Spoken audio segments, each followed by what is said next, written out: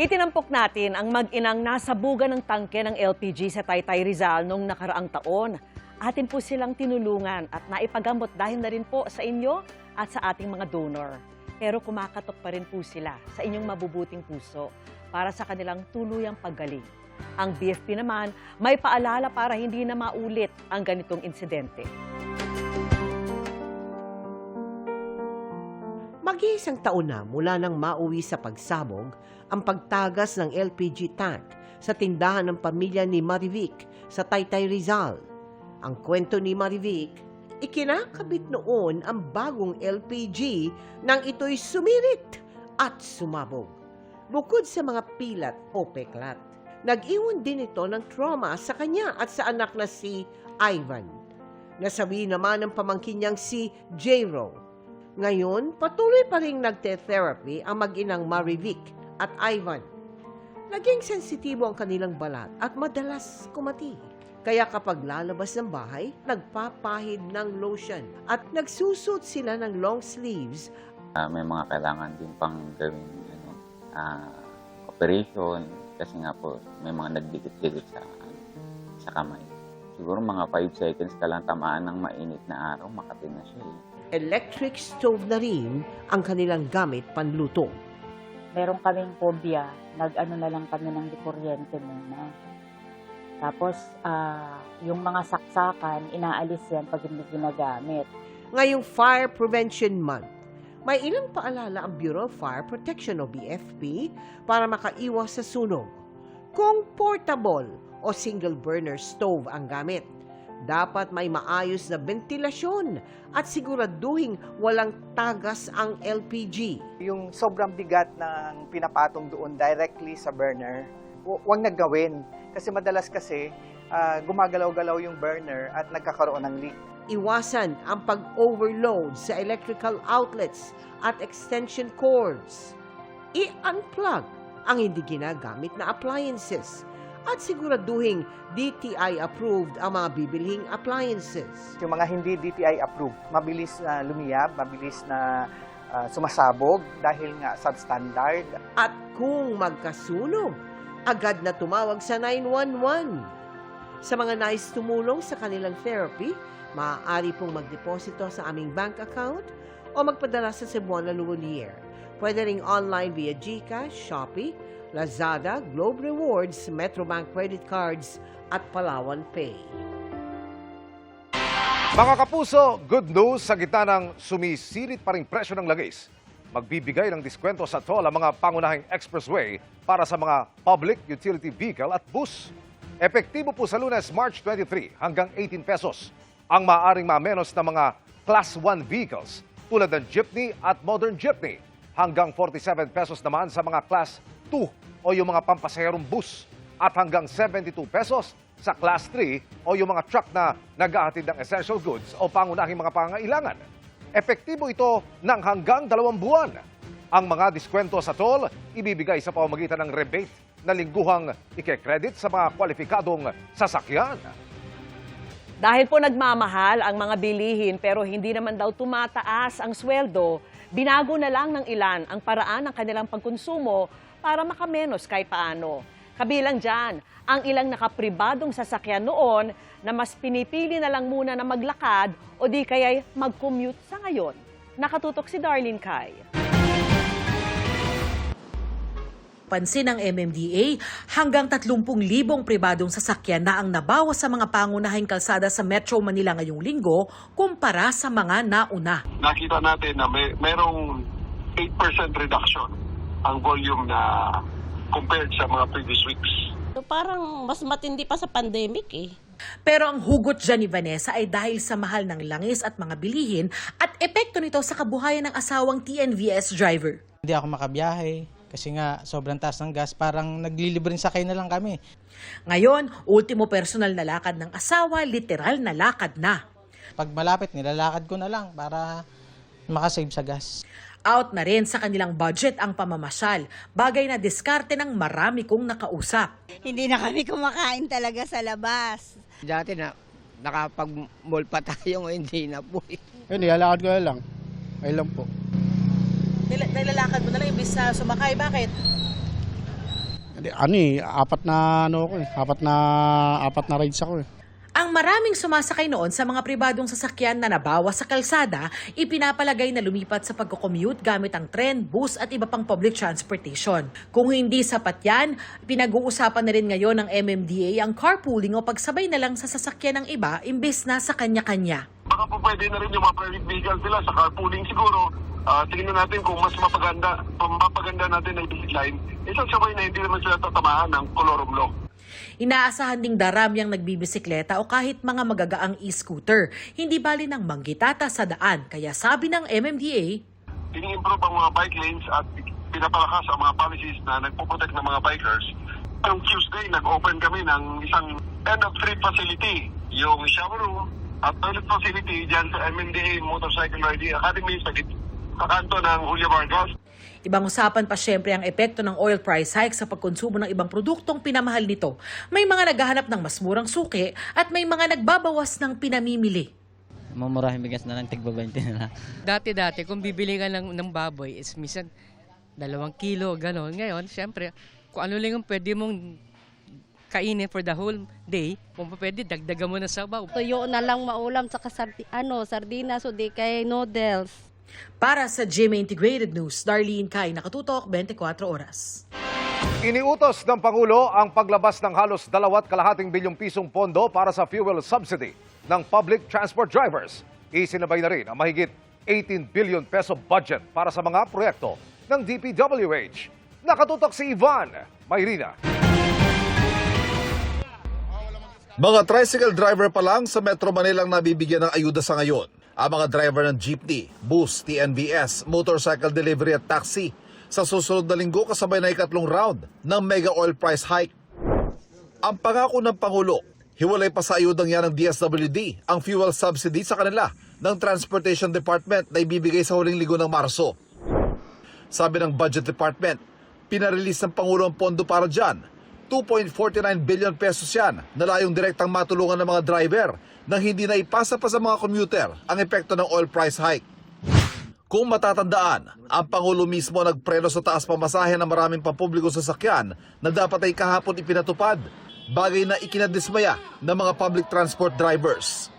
Hindi bagong budget ang fuel subsidy na meron din kahit noong 2025 pero hindi nagamit noon dahil hindi naabot ang kondisyong ilalabas lang ito kung aabot sa $80 ang average oil price sa world market. Isinabay na rin ang mahigit 18 billion peso budget para sa mga DPWH project at mahigit 300 million pesos na pondong sagot ng gobyerno sa mga proyektong inaalalayan ng mga pondo mula sa ibang bansa. Pagdiin ng DBM, lahat ng nirelease sa pondo ngayon ay hindi bago at nakabatay sa dati ng inaprobahang budget at babantayan para tiyaking makarating sa mga dapat paglaanan. Sa pag-ikot naman ng Pangulo sa isang pabrika ng mga delata kanina, nabanggit niya ang tungkol sa pagtiyak sa supply at pagiging stable ng presyo ng pagkain. Maayos naman ang stock natin at bukod pa ron ay sila naman ay pumapayag na to keep the prices na hindi muna basta kung hindi tataas ang presyo hanggat kaya nila. Kaya siguro mga 1 buwan, yung iba baka 2 buwan hindi magagalaw yung presyo. Iniutos din ng Pangulo sa Department of Trade and Industry na bantayan ang presyo ng iba pang pangunahing bilihin. Nakatutok po kami dito sa mga groceries and supermarkets to make sure that there is no price increase for basic necessities and prime commodities. Para sa GMA Integrated News, Ivan Mayrina, Nakatutok, 24 Oras. Magandang gabi mga kapuso. Ako po ang inyong Kuya Kim na magbibigay sa inyo ng trivia sa likod ng mga trending na balita.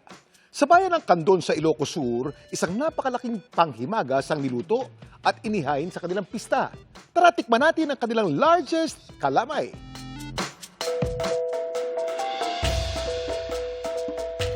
Itong panghimagas na nagpapatamis ang ngiti ng mga taga Candon City, Ilocos Sur.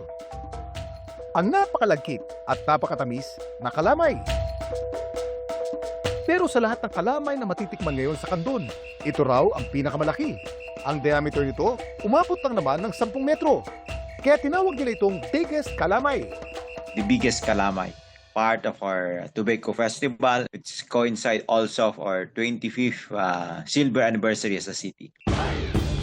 Para maluto ang bigas kalamay, nasa 100 residente ang nagbayanihan. The total is 1,867 kilos lahat. Ang composition niyan is 150 gantas, 1,515 na young coconut, 450 na matured na coconut, 360 kilos na brown sugar, dinagdag nilang peanut, pandan, and ube. At ang malaking kalamay na kanilang inihain sa taong to.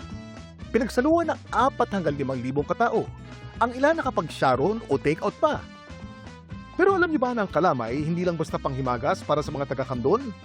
Nakadikit na ito sa kanilang kultura at kasaysayan. Kuya Kim, ano na?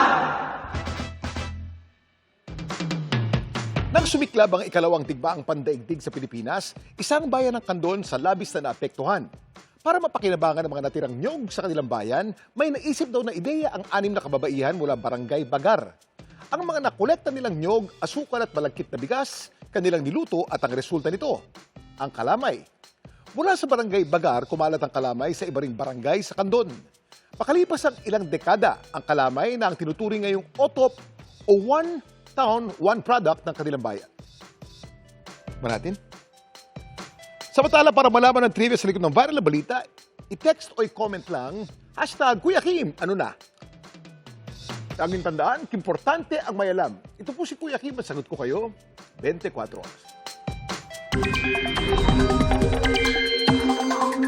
Mga kapuso, asahan po ang lalong pag-init ng panahon sa mga susunod na araw at linggo. Ngayong araw na itala ang pinakamataas na heat index o damang init sa Cotabato City na umabot sa 41 degrees Celsius. Ramdam din ang init ng panahon sa Catarman sa Northern Samar at sa Zamboanga City, gayon din sa Dagupan City at Borongan sa Eastern Samar. Sabi ng Pag-asa, posibleng ideklara na sa darating na linggo ang pagtatapos ng amihan season at ang pagsisimula naman ng tag-init. Bukod sa amihan, umiral din ngayon ang easterlies o mainit na hangin mula sa Dagat Pasipiko na magdudulot ng maulap na panahon at pag-ulan. Base pa sa datos ng Metro Weather, mababa ang tsansa ng ulan sa Luzon bukas. Posible namang ulanin sa linggo ang ilang bahagi ng Eastern Luzon, lalo na ang Quezon Province. Sa Visayas, posibleng ulanin ang Cebu Province, Bohol at Negros Island Region, lalo na sa umaga at hapon. Pagsapit naman ng linggo, may tsansa ng saglit lang na pag-ulan sa hapon sa Leyte at ilang bahagi ng Western Visayas. Asahan naman ang moderate to heavy rainfall sa Caraga Region at Northern Mindanao sa Sabado, lalo na po sa hapon. Posible pa rin ang mga pag-ulan sa Mindanao sa linggo, pero hindi na ito gaanong kalakas. Hindi naman inaasahan ang maulang panahon sa Metro Manila ngayong weekend, pero huwag pa rin kalimutan ang payong dahil may posibilidad ng thunderstorms o biglaang pag-ulan. Mga kapuso, posibleng sumampa na rin sa 100 piso kada litro ang presyo ng gasolina sa ikatlong round ng mega oil price hike sa susunod na linggo. Nakatutok si Bernadette Reyes. Dahil sa tuloy-tuloy na pagtaas ng presyo ng produktong petrolyo, nangalahati na raw ang kita ng ibang driver. Dati nakakauwi pa ng 1,000 mahigit. Ngayon po? 500 na lang. Minsan pa wala. Ano pa, bawas. Ang jeepney driver na si Benedict, uuwi na lang daw muna sa probinsya kung masusundan pa ang mga pagtaas. Kasi andun yung pamilya ko po eh. Kung ano yung, kasi anihan naman doon, tutulong muna sa pag-aali ng mga produkto namin sa probinsya. Base sa taya ng oil industry sources, hindi pa tapos ang malakihang dagdag presyo sa produktong petrolyo dahil patuloy pa rin ang gera sa Middle East. Posibleng nasa 14 hanggang 14 pesos and 50 centavos ang dagdag sa kada litro ng diesel at 7 hanggang 7 pesos and 50 centavos sa gasolina. Sa susunod na linggo, maaaring lumagpas na sa 100 pesos ang kada litro ng gasolina. Maaari namang umabot hanggang 130 pesos ang kada litro ng diesel. Kaya naman, hindi na malaman ng mga motorista kung paano pa mapagkakasya ang lalong humihigpit na budget. Dati po sa iba kami nagpapagas. Sinusuyo na po namin kung saan po murang disilan para po makatipid ng konti.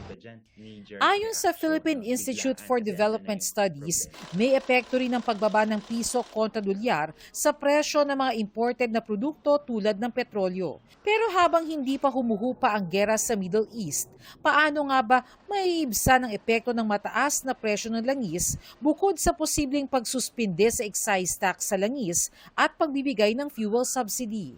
Pwede rin kasi tayong magkaroon ng tinatawag na strategic fuel reserves o ito yung mga buffer release. No? Ito yung pag-release ng gobyerno ng fuel reserves kung meron. Dahil ito ay dagdag supply sa maikling panahon lamang para lang mapigil yung price spikes. Kailangan nating bantayan ng overpricing at hoarding at masiguraduhin, siguraduhin na tama lang ang pagtaas at hindi ito sinasamantala. Nauna na rin nagbabala ang Department of Energy laban sa hoarding. Para sa isang ekonomista, ang pangmatagalang solusyon ay magkaroon ng dagdag na reserba ng langis para sa mga hindi inaasahang pagkakataon tulad ng gera sa Middle East. Wala tayong langis. At dapat ang ating mindset, langis is a scarce resource. Dapat hindi natin gamitin na parang meron lagi yan. So, yung mga demand natin na hindi dapat gumagalaw ang presyo nun, hindi po yung maaaring mangyari sapagkat wala tayo nun. Kaya dapat long-term ang strategy natin. Magkaroon tayong strategic reserves ng langis. Para sa GMA Integrated News, Bernadette Reyes, nakatutok 24 oras. Aprobado na ang pagpapatupad ng school calendar na may 3 term pamalit sa kasalukuyang sistemang may 4 quarters. Sa ilalim nito, magiging first term ang Hunyo hanggang Setyembre, second term naman mula Setyembre hanggang Disyembre, at third term mula Enero hanggang Marso. 201 naman lahat ang school day o araw ng pasok. Ang Economy and Development Council na pinangungunahan ni Pangulong Bongbong Marcos ang nag-approve niyan. Layo nitong paikliin ang learning time ng mga estudyante at makaiwas na rin sa pagsuspende ng klase dulot ng masamang panahon at ilang selebrasyon. Inaasahan ding makakatulong ito sa professional development ng mga guro.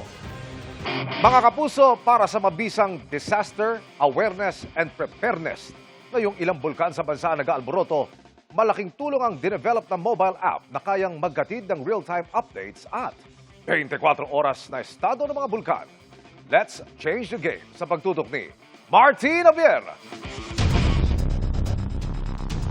Muling nag-alboroto ang Bulkang Kanlaon mula Pebrero. May ibinugang makapal at maitim na usok. Sumigaw na dark gray plume mula sa crater. At lumabas na pyroclastic density currents na umabot sa 1 kilometro ang layo. Nagdulot ng pangamba sa mga taga Negros Island ang bulkan kung saan nananatiling nakataas ang Alert Level 2. January 6 naman itinaas sa Alert Level 3 ang Bulkang Mayon. Dahil sa dami ng rockfall, patuloy na pagbuga ng sulfur dioxide at paggalaw ng magma. Hudyat para palikasin ang mga nakatira sa 6 na kilometrong palibot ng bulkan o permanent danger zone. Para sa mga residenteng apektado, mula sa Negros Island at sa Bicol Region, malaking tulong ang real-time volcano bulletins, advisories at updates. Sagot na yan ang mobile application na Volcano PH. Developed by the Department of Science and Technology, Philippine Institute of Volcanology and Seismology.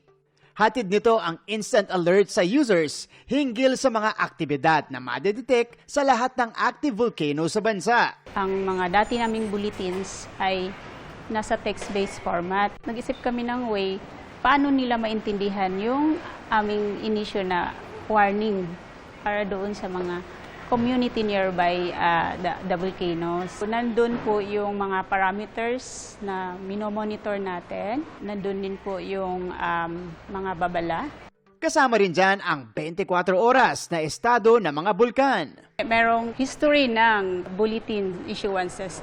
Ang DOST PHIVOLCS po ay nag-issue ng bulletins kung ang bulkan ay nasa alert level 1. Pataas. For example, i-click natin si Mayon. So, nandyan po yung mga latest bulletins. So, yan po yung past 24 hours.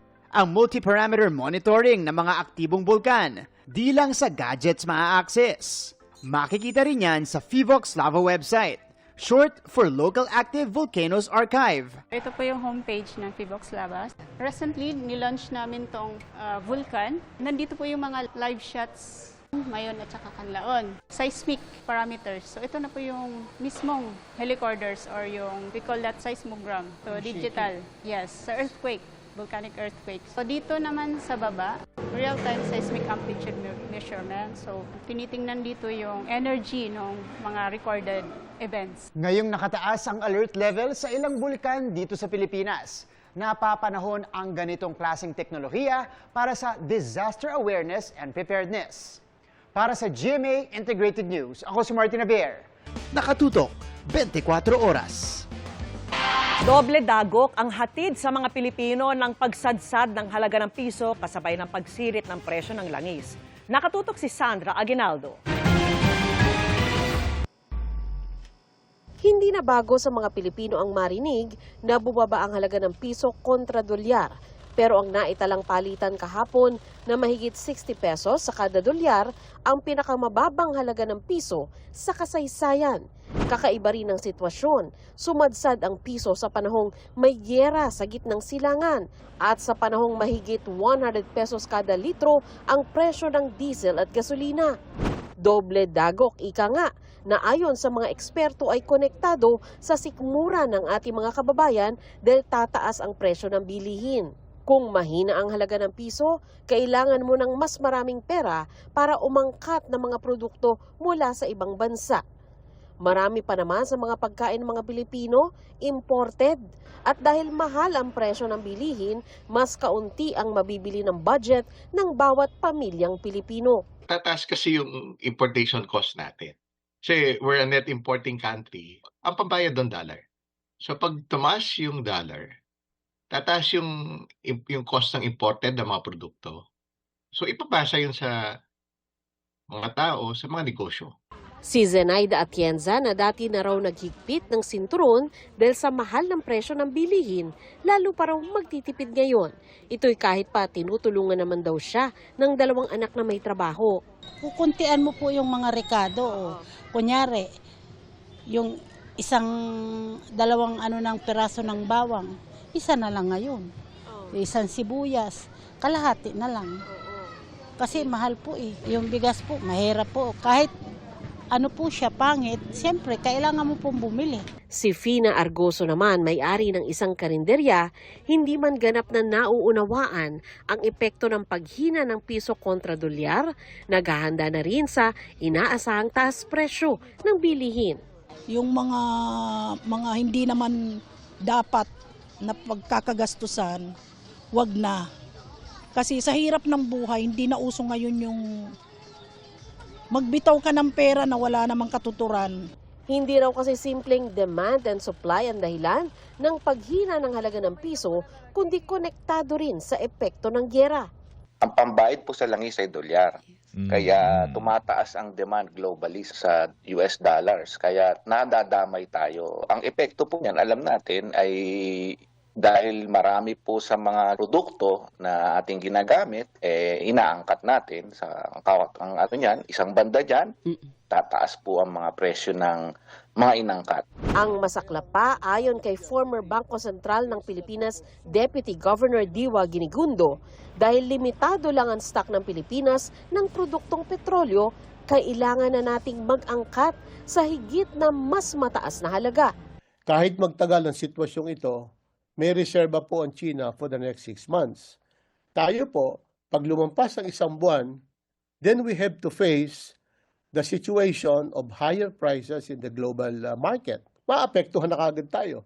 Maaari pa raw magdulot ito ng stagflation o yung mataas na inflation kasabay ng hindi lumagong ekonomiya. Nakikita natin sa pagtaas ng presyo ng gasolina at sa pagtaas ng presyo ng iba't ibang mga bilihin at sa gagawin na karampatang mitigation efforts ng ating monetary authorities, maaari po tayo magkaroon ng stagflation. A stagnant growth and higher inflation. Hindi pa pinag-uusapan dyan na mas mataas na ngayon ang babayarang utang ng Pilipinas dahil dollar-denominated ito. Makatutulong daw ang mga dollar remittance ng mga overseas Filipino workers sa sitwasyong ito pero hindi ito sapat. Ayon sa aming mga nakapanayam, makatutulong ang panukalang pag-aalis o pagbabawas ng buwis sa petrolyo, bagamat malaking kabawasan din ito sa pondo ng gobyerno. Maaari rin daw bawasan ang pagtaas ng presyo ng bilihin kung matutulungan ng tama ang ilang partikular na sektor. Dalawa ang nakikita natin pwedeng isubsidize dyan. Unang-una, yung transport sector. Okay? At pangalawa, yung farmers and fisher folk. Kunwari, binibili nila at 80 pesos per liter ang langis. Pwedeng direct subsidy ito ng gobyerno, no? Direct. Ibig sabihin, hindi na dadaan pa sa iba't ibang mga kung hindi diretso na doon sa mga end users. Yan ay makatutulong, Sandra, upang maiwasan natin yung kaagad o malaki adjustment sa transport fare. Sa farmers at saka fisher folk, kapag ito ay binigyan ng subsidy, yung presyuhan ng mga farm products, no, yung bigas. Para sa GMA Integrated News, Sandra Aguinaldo, nakatutok 24 oras. Sunod-sunod na radio challenge at pagpapakawala ng flare ang isinalubong ng China sa mga eroplano ng Philippine Coast Guard nang lumipad ito sa Panganiban o Mischief Reef. Ang PCG nangambarit sa kanilang kaligtasan. Nakatutok si Rafi Tima.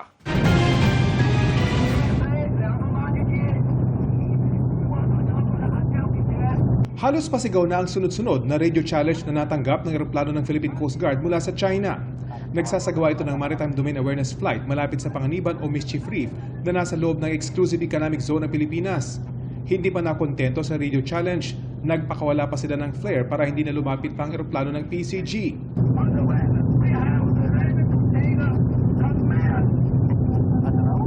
China will get mad.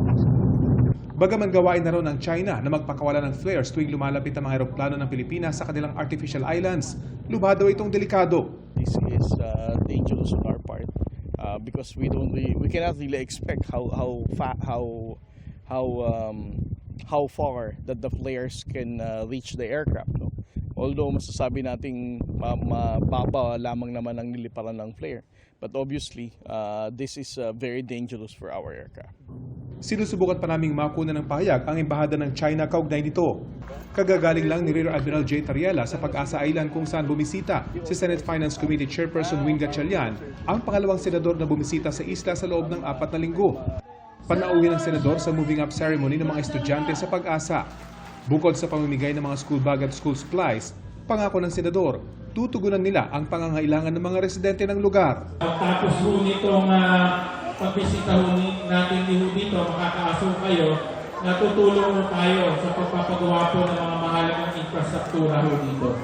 Kasama ang ilang lokal na opisyal ng kalayaan, inikot ni Gatchalian at Tariela ang ilang pasilidad sa isla. Maging ang residential area ng Pag-asa Island, ang ilan sa mga sinik na lugar sa Pag-asa, ipinakita nila sa senador. Nais daw ng lokal na pamahalaan na magkaroon ng mga turista sa Pag-asa para maranasan nila ang ganda ng isla. We have rebranded the kind of tourism that we will offer. We have this patriotic tour. Ang amin pong paghahandog or pag-offer nito ay ibig sabihin kapag ka ikay pumunta ng Isla Pag-asa, bubuhayin mo ang iyong pagka-Pilipino. Itong island na ito carries the weight of sovereignty of the entire nation. No? Dahil yung mga nakatira dito, sila ang nagpapatunay na may Pilipino dito, may kababayan tayo dito. At hindi natin pwedeng pamigay itong island na ito. Magiging tampok din sa turismo sa Pag-asa ang katabing artificial island ng China na Subi Reef. Tanaw mula sa Pag-asa ang naglalakiang struktura ng artificial island na palihim na itinayo ng China sa ibabaw ng bahura ng Zamora o Subi Reef. Ang mga residente dito sa Pag-asa sanay na raw sa tanawing ito tuwing umaga o kung maganda ang panahon. Pero malayo mang mas maganda ang artificial na isla na ginawa ng China. Ayon sa mga taga rito, itong kanilang maliit at payak na lugar, tunay at hindi artificial. At tulad ng nangyaring graduation kanina dito sa Pag-asa, isa itong pamayanang buhay, lumalaki at yumayabong. Mula rito sa isla ng Pag-asa, Bayan ng Kalayaan, para sa GMA Integrated News, Rafi Tima nakatutok, 24 oras. Long weekend mga kapuso, kaya kahit mahalang langis, may mga dumayo pa rin sa Baguio at sa katabing La Trinidad Benguet kung saan ipinagdiriwang ang Strawberry Festival nito. Pero kumonti raw ngayon ang mga dumayo. Nakatutok live si James Agustin. James! Vicky, inabot na ng mataas na presyo ng gasolina ang pagdiriwang ng taunang Strawberry Festival sa La Trinidad Benguet. Pero sa kabila niyan, may mga bumiyahe pa rin para masaksihan at makisaya sa float parade bukas. Tulong-tulong ang mga kawani ng Barangay Alapang sa pagdidisenyo ng kanilang float para sa parada bukas na bahagi ng Strawberry Festival sa La Trinidad Benguet. Gumamit sila ng mga recycled materials para maipakita ang mga pinagmamalaking produkto. We are pro-environment, so it's one way of yung maintaining clean and green. Ang Barangay Pico, pinalumutian naman na makukulay na sariwang bulaklak ang kanilang float. Nilagyan din ng mga strawberries at mga gulay. 16 na float ang kasali sa parada at mayroon ding street dancing at drum and lyre competition na karaniwang dinaragsa ng mga turista.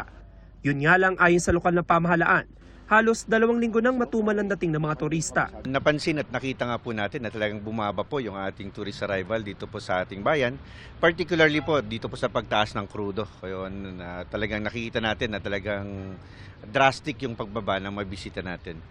Ramdam yan ng mga magsasaka sa strawberry farm kung saan pwedeng mag-strawberry picking ang mga turista. Sa ngayon, expected po namin kasi holiday at saka long weekend. Dapat po medyo dagsa sana yung tao pero medyo kumonti po talaga siya. Gayunpaman, meron pa ring mga turistang galing pa sa malalayong lugar na bumiyahe dito para sulitin na raw ang long holiday weekend. Amazing! Worth it yung experience po. Napakaganda ng Baguio. Gusto pa nga naming mag-extend pero yung hindi na maaari kasi may pasok na sa Lunes. Kanya-kanya na lang ng diskarte para makatipid. Nagrenta ng van si Mark at kanya mga katrabaho na galing pang Cabuyao, Laguna. Nag-ambaga kami sa gasolina. Tapos and then yung mga pagkain na pwede naming dalhin, dinala na namin sa transit namin para makatipid kami. Doon na lang kami nagluto. Nitong Martes muling binuksan sa publiko ang tourist attraction kung saan tampok ang mahigit 20,000 nakatanim na rosas. Perfect para sa picture taking. Kabilang itong Catalina doon sa mahigit 100 variety ng mga rosas na makikita dito sa kanilang garden. At hindi lamang yan yung ma-enjoy ng mga turista, maging itong overlooking view ng La Trinidad Benguet kung saan makikita yung iba't ibang taniman ng mga bulaklak. Ilan sa naabutan namin ang magkakaanak na ito na galing pang Iloilo at Metro Manila. Very good, very colorful yung mga flowers. Susulitin nyo na yung long holiday weekend? Medyo. Para makapunta din sa ibang lugar. Isa na ito. Sa Baguio City, ramdam din daw na nabawasan ang bilang ng turista. Pero kahit mahal ang gasolina, may mga hindi nagpapigil para malanghap ang malamig na hangin ng lungsod. Malamig, saka mukhang walang masyadong tao kasi nga sa tumaas yung gasolina. Nabuk na namin ito na matagal na, kaya mas okay. Hindi pa po kami nakapunta dito, first time lang namin. So gusto namin ma-experience yung mga napapanood lang namin.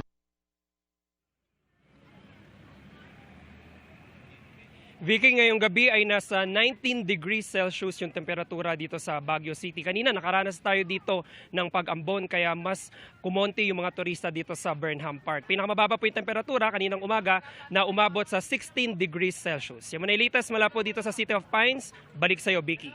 Maraming salamat sa iyo, James Agustin.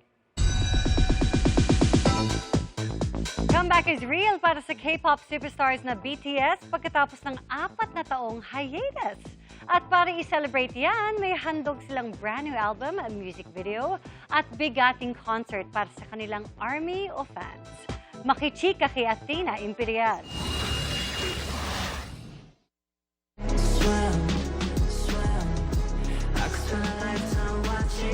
Hindi na kinailangan ng BTS fans na maghintay for a lifetime dahil matapos ang 4 na taon na hiatus ng grupo para tapusin ang kanilang mandatory military service, BTS is officially back. Ngayong araw ay nilabas ng Global Superstars ang kanilang comeback album na Arirang na may 14 na bagong kanta. Mayroon din silang bagong music video para sa kanilang title track na Swim. Ang kanilang most awaited comeback certified trending online. Napasana all na lang din ng ARMY sa American actress na si Lily Reinhardt na bida sa swim music video. Nag-share pa si Lily ng kulitan niya with the Bangtan Boys. Will you guys watch my friends for a second?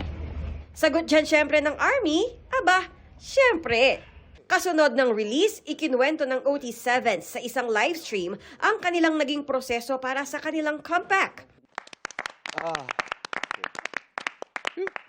둘, 셋, 안녕하세요. 방탄소년단입니다. 축하합니다. 감사합니다, 방탄. Nagpapasalamat sila sa ARMY sa paghihintay sa kanila. Pinaghirapan daw talaga nila ang pagbuo sa kanilang album na Arirang at sana raw ay ma-enjoy ito ng ARMY. Dito sa Pilipinas, sabay-sabay inabangan ng ARMY ang much-awaited comeback ng BTS. Nag-stream po kami there. Yung boses po ni Taeyong. Ayun, kaka-out din po ng MV nila, talagang kita yung visuals nila and yung super ganda po ng songs nila, every track talaga. Comeback of the Kings! Ang launch ng kanilang album simula rin ng new era ng BTS. Bukas ang libreng comeback performance concert ng BTS sa Gwanghwamun sa Seoul, South Korea. Kanina sinilip ng Minister ng Interior and Safety ng South Korea ang paghahanda sa kauna-unahang performance ng grupo matapos ang 3 taon. Inaasahang aabot sa 260,000 ang manonood roon. Ang leader ng BTS na si RM magiging limitado lang ang performance bukas matapos magka-ankle injury sa kanilang practice. Sabi ni RM hindi raw kailangang mag-alala ng ARMY at magpapagaling siya. Kabilang sa mga maswerteng makakapanood sa comeback concert ng BTS bukas, si Kapuso actress Megan Young. I'm in Seoul to watch the comeback of BTS. I'm a mama. I waited for BTS and they're back and now I'm watching here with my baby. Excited na raw ang BTS para muling makita at makipag-perform sila sa ARMY. Athena Imperial updated sa Showbiz Happenings!